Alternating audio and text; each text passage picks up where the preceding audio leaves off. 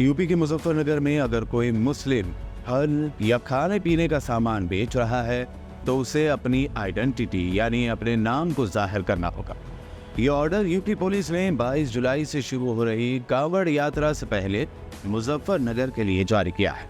इस हुक्म के बाद लोग अपने नामों के बोर्ड या तख्तियां ठेला बंडियों पर लटका रहे हैं। पुलिस का कहना है कि ये हुक्म कांवड़ियों की सहूलत के लिए जारी किया गया है।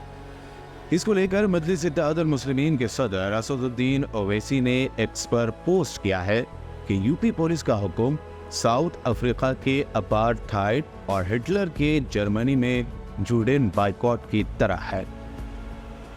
मार्ग पे फलों के ठेले पे एक लिस्ट लगवाई गई है उनके नामों की, किस तरह का ये निर्देश दिया गया है?